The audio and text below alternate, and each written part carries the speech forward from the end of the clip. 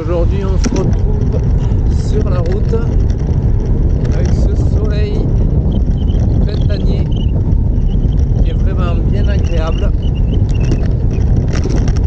Aujourd'hui on va parler douleur, car faire du vélo c'est bien, mais faire du vélo sans douleur c'est encore mieux. Alors, les pathologies dans le cyclisme. Des fois on a mal, on peut avoir mal derrière la tête, au niveau des cervicales, au niveau des omoplates, les avant-bras, les mains, le bas du dos, c'est-à-dire le bassin, les genoux, que ce soit au milieu des genoux, au niveau du ménisque, là où il y a les ligaments croisés aussi, ou sur les extérieurs. Ensuite, il peut y avoir des douleurs au niveau du tendon d'Achille ou encore sous les pieds. Pour toutes ces douleurs, à chaque fois, il existe plusieurs solutions. Alors, je vais essayer de vous aiguiller, de vous donner toutes les solutions que je connais qui peuvent pallier. Alors, elles ne vont pas être ciblées à chaque douleur. Et je vais essayer de vous donner quelques pistes. La hauteur, par exemple, de la tige de selle. Il existe une petite formule que je vous intégrerai dans la vidéo pour calculer cette hauteur, cette longueur dite parfaite, on va dire. C'est une longueur théorique. Mais généralement, ça marche bien. Par contre, si jamais vous avez une douleur, vous vous dites, tiens, peut-être c'est ma hauteur de selle, vous la recalculez, vous vous rendez compte qu'il y a une différence. Vous modifiez ce paramètre et c'est tout. Vous n'allez pas vous amuser à augmenter la sortie de la selle, à régler l'avancée ou le recul de la selle, ou si elle est bien horizontale, ou si le bec relève ou baisse. Si vous changez plusieurs paramètres et que la douleur continue, ben vous allez être un peu perdu. Ensuite, on va pouvoir regarder la largeur de cintre. Ensuite, on va pouvoir regarder la position de ses cales. C'est-à-dire que le pied, il peut être plus ou moins en avant par rapport à l'axe de la pédale, selon le réglage de cale. Après, il peut y avoir des positions, par exemple, le pied est bien parallèle au centre du vélo, ou des fois, moi j'aime bien avoir le talon qui rentre légèrement. Là c'est pareil, c'est une habitude, c'est des douleurs au genou qui se généraient, et en fait en ayant une liberté angulaire avec des pédales et des cales avec des libertés angulaires un peu plus importantes, ça me permet de pouvoir bouger un petit peu mon talon et ça me permet de faire partir ces douleurs. Le fait c'est que si vous avancez ou que vous reculez votre selle, vous allez être plus ou moins droit, vous allez changer de position, et là aussi ça peut y faire, ça peut avoir un intérêt. Ou une autre possibilité, c'est de ne pas toucher à la selle, mais par contre c'est d'agrandir ou de diminuer la longueur de la potence pour avoir un poste de pilotage différent. Sur un cintre, en route, c'est pareil. La position des cocottes, elles peuvent être plus ou moins relevées, on va dire, et au niveau des poignets ça peut générer des douleurs, ou dans les mains aussi, ou les avant-bras. Une dernière solution qui va être de faire une étude posturale, c'est-à-dire vous allez chez un professionnel après des essais, va pouvoir déterminer vos réglages idéaux.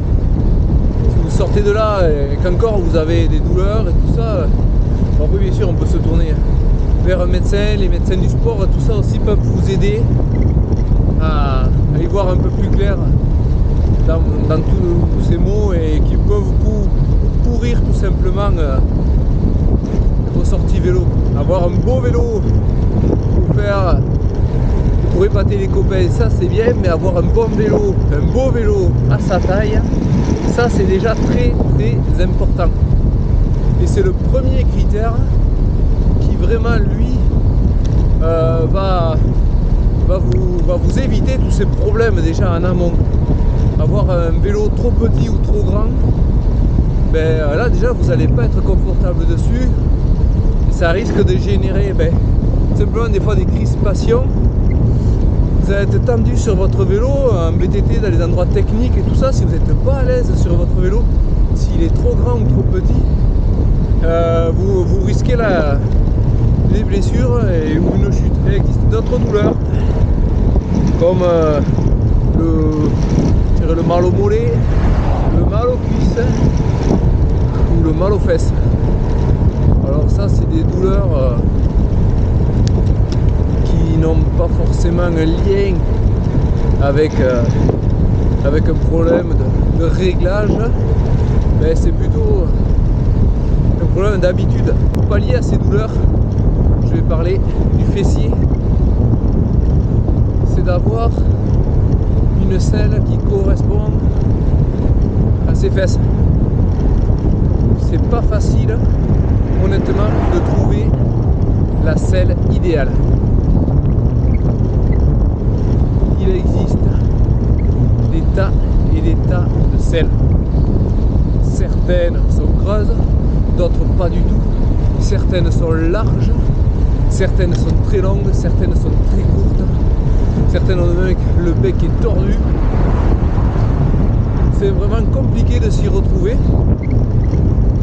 Alors, je crois qu'au début, on va commencer. Quand vous achetez un vélo, vous allez essayer de rouler. Surtout si c'est votre premier vélo et que vous ne connaissez pas trop, vous allez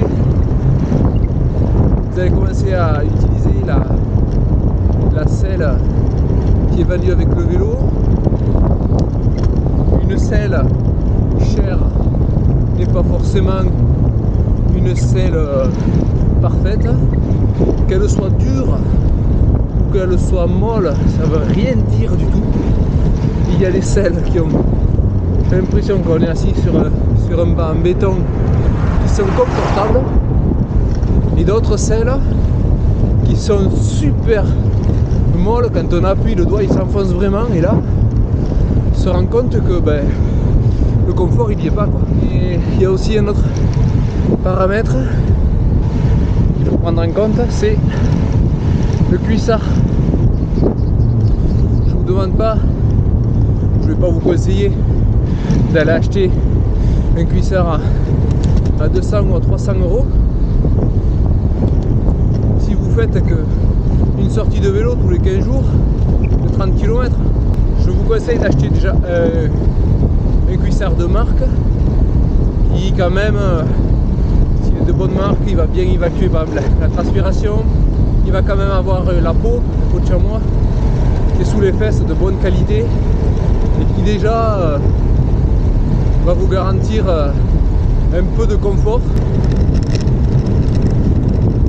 Une chose importante, c'est de bien écouter son corps. Si un jour vous avez mal au dos, vous n'avez rien touché à votre vélo, prenez quelques jours de repos. Si une semaine après vous avez encore mal au dos, mais insistez